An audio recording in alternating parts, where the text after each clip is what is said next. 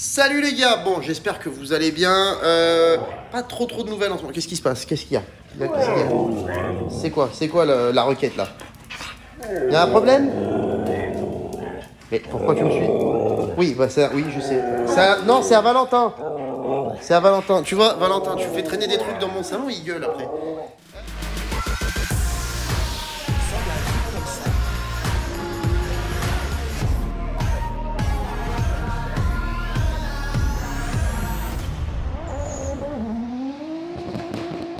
Petite vidéo pour vous donner un peu de nouvelles, ça fait maintenant quelques jours que je vous ai pas donné de nouvelles, un petit peu aussi sur les réseaux, mais vous allez voir on est très occupés, je vais vous expliquer tout ça. D'abord on va aller au garage, j'ai des petites nouveautés à vous montrer, on a rangé un petit peu, enfin c'est pas moi qui l'ai fait, je vous le dis. Mais voilà, ça va être cool. On va prendre la moto, je vais vous parler de ma 650 Freewin.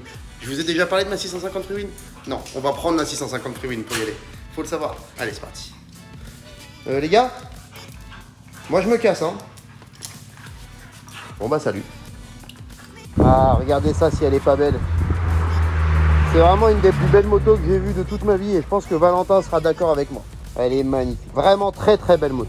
Allez bon on va y aller. Le petit casque Shark Switch, hein, vous le connaissez celui-là. Vous savez que celui-là je l'avais plus, je l'avais fait cadeau, je pensais que je pourrais en redemander un. Alors, en fait il était plus en stock, je l'ai racheté. J'ai payé le casque Switch. Voilà, allez, le petit blouson bearing, les petits gants, regarde ça, si on n'est pas bien là. Tu peux même tripoter ton téléphone en roulant. Évidemment, c'est pas conseillé. Allez.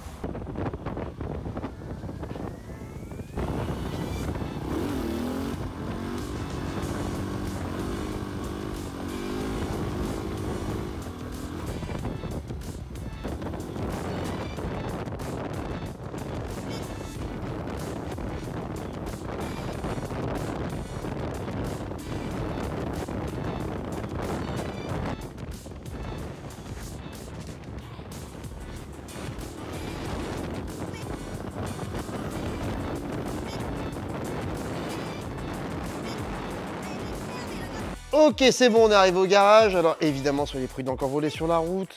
2-3 petits trous arrière, ça, voilà, c'est pas dramatique non plus, mais soyez prudents quand vous le faites, que ce soit en endroit dégagé, etc., etc. Bon, vous connaissez la chanson, mais encore une fois, soyez prudents quand vous êtes sur la route, parce que c'est mieux d'arriver au garage que pas arriver, en fait. Donc, avant de passer sur le sujet du jour, qui est juste là, hein, salut toi, on va faire un tout petit débrief de ces dernières semaines. On va commencer par elle.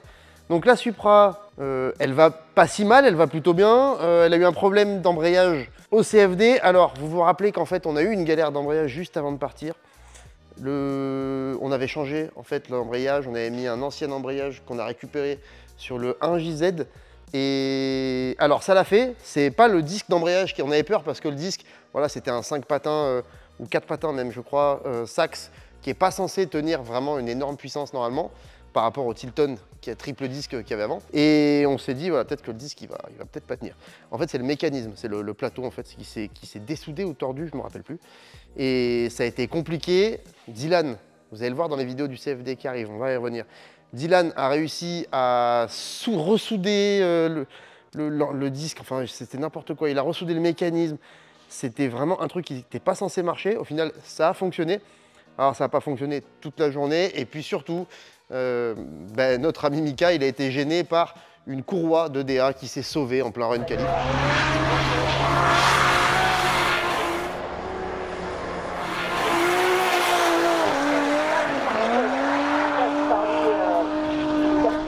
Comme d'habitude, c'est en roulant qu'on fait sortir un petit peu les faiblesses. Des fois, on change un tout petit truc et ça fait sortir des faiblesses qu'il n'y avait pas avant. Et voilà, c'est comme ça que ça marche en fait. C'est comme ça que les voitures de course se développent. Donc on développe. Voilà. Vous avez pu le voir même sur la M3, Sport. En début d'année, on avait mis plus de chevaux, plus de grippe avec des nouvelles suspensions, etc. Et on a cassé des cardans. Donc on a mis d'autres cardans. Ça aussi, on va en reparler très bientôt. À part ça, elle s'est quand même plutôt très bien comportée. Il y a quelques évolutions qui arrivent et puis on va continuer dans ce sens-là.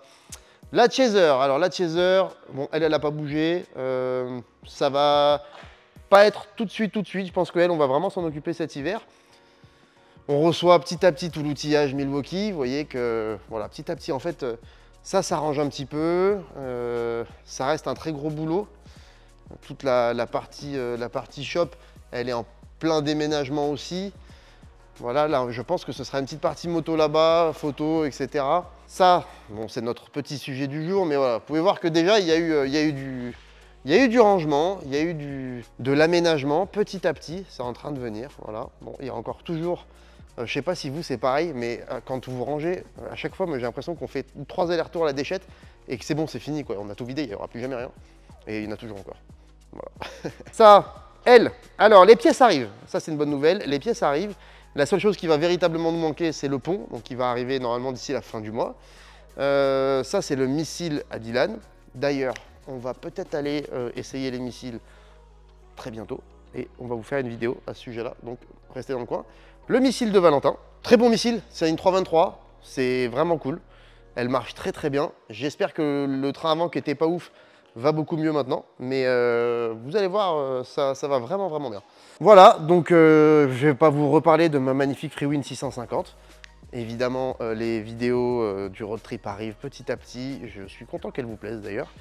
Et nous, on va pouvoir enchaîner sur la RX-8. Alors, RX-8 Mazda, c'est des voitures qui n'ont plus vraiment la cote aujourd'hui. C'est des voitures qui ne sont pas forcément très recherchées non plus. Pourquoi? Alors, on va essayer de faire déjà dans l'ordre. Donc cette Mazda RX-8, c'est pas un modèle qui est vraiment très recherché. C'est même une voiture qui est un peu abandonnée. On pourrait se dire que c'est bizarre. Il y a le compresseur qui vient de s'enclencher. Normalement, avec le nouveau micro, vous ne l'entendez pas. On pourrait se dire que c'est un petit peu bizarre parce que c'est une sportive qui fait 192 chevaux pour la déclinaison élégance, je crois, et qui fait 230 chevaux pour la déclinaison performance. Ça fait une belle différence, mais en tout cas, ça reste quand même cool. Une 325i BM, ça fait à peu près 196 ou 192 chevaux aussi, il me semble. C'est des voitures qu'on devrait rechercher normalement. Mais il y a un mais, parce que le 6 cylindres de ces voitures-là, de ces BM, il est réputé solide. Le rotatif de ces Mazda RX-8, il est réputé pas solide du tout. Alors c'est pas faux. En fait, déjà les rotatifs, qu'est-ce que c'est? Alors au lieu d'avoir des pistons qui montent et qui descendent dans un cylindre, c'est un piston qui tourne comme ça avec 3 faces et qui vient exploser de chaque côté. Il me semble que Villebrequin a fait un Vultec là-dessus. En tout cas, ils en ont parlé. Je vous mettrai peut-être la fiche pour retrouver ça parce que moi, je vais pas forcément prendre le temps de vraiment bien l'expliquer et que c'est très bien expliqué dans leur vidéo. Le problème de ces moteurs, c'est que la durée de vie, elle est assez courte. Souvent, alors les RX-7, il me semble qu'il était encore déjà plus solide. C'est ce qu'on appelle un moteur Wankel, donc du nom de l'ingénieur qui a inventé ça. Et sur la RX-8, c'est un Renesis, donc une nouvelle version, je crois, améliorée normalement, de ces moteurs-là. Le problème qu'il y a, c'est qu'ils sont réputés vraiment pas solides. Ils sont vraiment pas solides, mais il faut mettre ça entre guillemets. En fait, pas solide. C'est donné pour à peu près 100 000 km. Ensuite, il faut refaire les segments, les apex, ce qu'on appelle. C'est normal en fait. Il faut bien comprendre que c'est pas quelque chose, c'est pas un moteur qui casse. C'est de l'entretien courant sur ce type de moteur-là. Donc, on en trouve quand même pas mal à 100 000 km, 120 000 km, qui démarrent pas à chaud, qui consomment beaucoup d'huile, qui fument, qui font du bruit. Voilà, c'est pour ça qu'en fait, elles sont pas recherchées et on en trouve pour vraiment pas très cher. Celle-là, elle est vraiment pas sortie chère. Je ne vais pas vous dire le prix. C'est celle de Dylan, celle-là, pour info. C'est dommage parce que faut savoir que la répartition des masses, c'est 50-50. Parce que oui, un moteur rotatif, c'est léger. C'est tout petit en fait. Je vais essayer d'ouvrir le capot. Donc, oui, c'est tout dégueulasse. C'est une voiture qui n'a pas roulé depuis 5 ans, il me semble. Un truc comme ça. Donc là, sur le dessus, on voit, il y a l'alternateur, il y a l'admission. Et tout petit, tout là-bas, là, tout derrière. On voit le petit rototo, le petit moteur rotatif.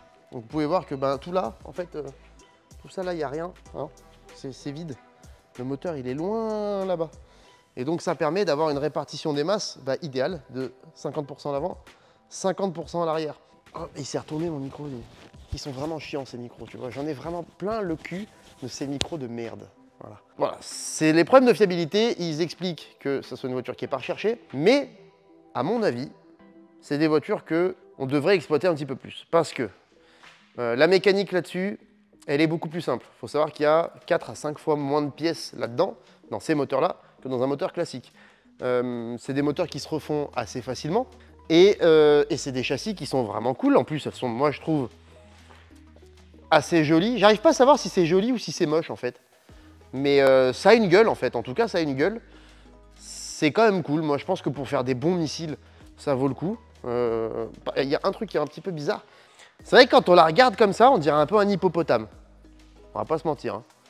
C'est bizarre comme tête. L'arrière il est un petit peu plus cool, alors là elle est collée aux poubelles. Alors, bon, ça va être compliqué de vous montrer ça, mais l'arrière c'est un petit peu plus cool. Mais voilà, c'est une question de goût. Après, moi, ça, quand même, je trouve que ça a quand même de la gueule par rapport à... J'allais dire un truc, mais je vais encore me faire insulter. Ça, je trouve que ça a quand même de la gueule par rapport à une vieille E36, en fait. Parce qu'une E36, je suis d'accord, maintenant, c'est carrément sacré, une E36, on peut plus y toucher. Une E36, ça reste quand même une vieille bagnole un peu toute carrée, quoi. Je trouve pas ça extrêmement joli, voilà. Si celle-là, elle est jolie, mais celle-là, c'est parce qu'elle voilà, elle a un pare-choc de GTR. Ça a quand même de la gueule pour des bagnoles qu'on trouve à des prix vraiment très corrects, beaucoup moins chers que des 325i. Mais voilà, c'est pas la voiture qu'on achète, on soude le pont et on part rouler. Déjà, il y a un autobloc d'origine, un Torsen. Je sais pas ce que ça donne, peut-être qu'on le soudera quand même, mais ça reste quand même des voitures, je trouve, pour la gueule qu'elles ont. Elles sont moins chères que des 325i maintenant, ce qui n'est pas très compliqué, effectivement. Mais ouais, je trouve assez cool pour le prix. C'est des voitures qui sont sorties à partir de 2004, il me semble, en tout cas dans ces eaux-là. Quand même assez entre guillemets récent pour en faire des missiles. On trouve des pièces dans tous les sens. Maintenant, la question qu'on va se poser, c'est ben, qu'est-ce qu'on en fait? Qu'est-ce qu'on fait de cette voiture? Est-ce qu'on garde le rotatif? Est-ce que... Ah, j'ai envie de le garder, moi, le rotatif. Hein. Je vous avoue que j'ai quand même envie de le garder, parce que c'est cool. Mais, bon, déjà, c'est Dylan qui va décider. Mais est-ce que ça ne serait pas vous qui l'aideriez à décider? Pourquoi pas? Est-ce qu'on garde le rotatif? Est-ce qu'on refait le rotatif? Ça nous permettra bah, de l'ouvrir, de voir comment c'est foutu, de constater si c'est plus simple ou plus chiant qu'un moteur classique. Et est-ce qu'on en fait un missile de 192 chevaux, tout d'origine, comme une 325i, et on voit le temps que ça dure. Voilà, une fois refait, on voit combien de temps ça tient, combien de temps on arrive à le martyriser, jusqu'à ce que ça recrève. Voilà. Moi, c'est vraiment ce que j'ai envie de faire. J'espère que Dylan est du même avis. Hein. Mais faire un swap tout de suite, je trouve ça dommage. On l'a le moteur. Il tourne à peu près, je sais pas, on n'a pas réussi à le démarrer encore. On n'a pas trop essayé. Ça fait 5 ans qu'il a arrêté, donc à mon avis, il faut tout refaire. Mais c'est justement l'occasion de tout refaire, voilà, de vraiment l'ouvrir, de voir comment c'est foutu. Moi, c'est vraiment un truc qui m'intrigue. Je sais pas si vous avez vu les vidéos de Mad Mike. Les vidéos de Mad Mike avec les rotatifs, il en a une, c'est 4 rotors biturbo ou quadriturbo, je sais même plus. Mais c'est monstrueux.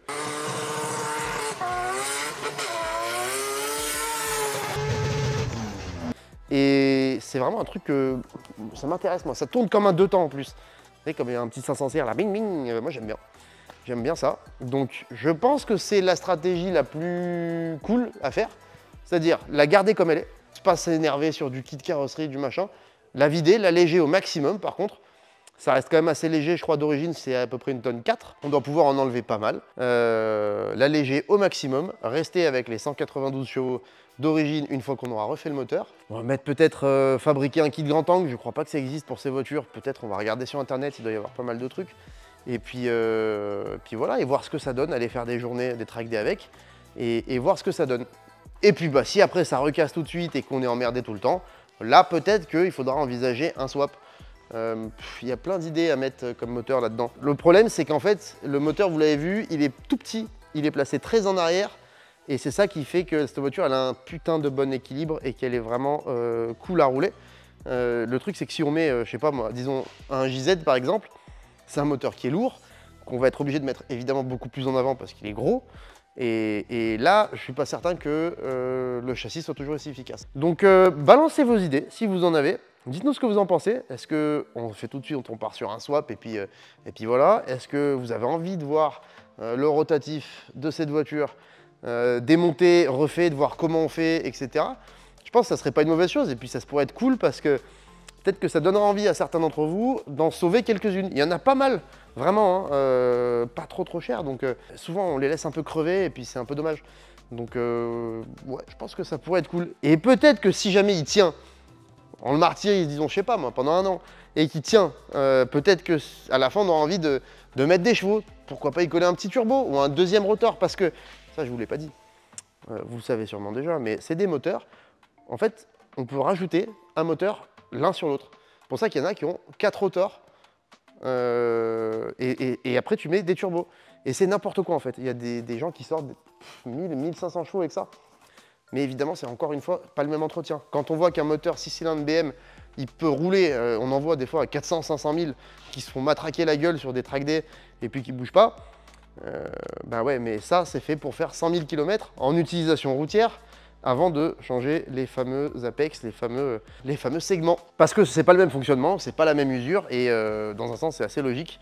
Donc, c'est sûr que si on le prépare, ça sera encore autre chose à faire tourner, ça sera un autre entretien, etc., etc. Bref, donnez votre avis là-dessus. Franchement, je suis vraiment curieux de savoir ce que vous en pensez, ce que vous avez envie qu'on fasse. Moi, je vous le redis, j'ai très envie qu'on démonte ce moteur, qu'on le refasse à neuf et qu'on essaye de l'utiliser d'origine sur des track day avec voilà, juste un frein à main, 4 suspensions et un petit kit grand angle, la base. Le kit grand angle, je suis même pas sûr que ce soit nécessaire. Mais voilà, je suis curieux de savoir ce que vous en pensez. En tout cas, ben moi j'aime bien ça. J'aime bien ces petites voitures. Dites-moi ce que vous en pensez aussi du look, parce que je sais que normalement c'est assez partagé là-dessus. Voilà les potos pour cette petite présentation très rapide de cette RX-8. Je voulais juste vous expliquer un petit peu qu'est-ce que c'est l'idée. Vous demander aussi votre avis parce que ça nous intéresse. On a envie de faire des trucs que vous avez peut-être un petit peu envie de voir. Même si à la fin on va quand même faire ce que nous on a envie. Mais clairement, je suis sûr que vous avez envie de le voir ouvert ce moteur. Je suis sûr que vous avez envie de nous voir nous coincer les doigts dans plein de trucs et tout. Et à mon avis, le bruit du rotatif, il va l'emporter, c'est sûr. J'ai confiance en vous là-dessus. Voilà, merci d'avoir regardé cette vidéo. Pensez à vous abonner, à cliquer sur la petite cloche pour avoir les notifications des prochaines vidéos, à vous abonner sur Instagram, sur les réseaux, etc. Vous êtes super nombreux et ça fait vraiment plaisir, de plus en plus d'ailleurs. Il y a le groupe Facebook La Switcherie aussi, où vous postez toutes les conneries et nous on poste les notes aussi d'ailleurs. Donc on s'amuse bien et voilà, il y a plein de vidéos qui arrivent. On a 2 nouveaux monteurs, on a un Dylan qui est chaud de la mécanique, on continue à mettre en place ce garage et puis quand ça va tout être bien en place, je vous garantis que ça va cartonner. Encore merci d'avoir suivi cette vidéo et puis à bientôt. Pensez à la partager, pensez à vous faire des câlins, pensez à être prudent sur la route et bisous. Ciao.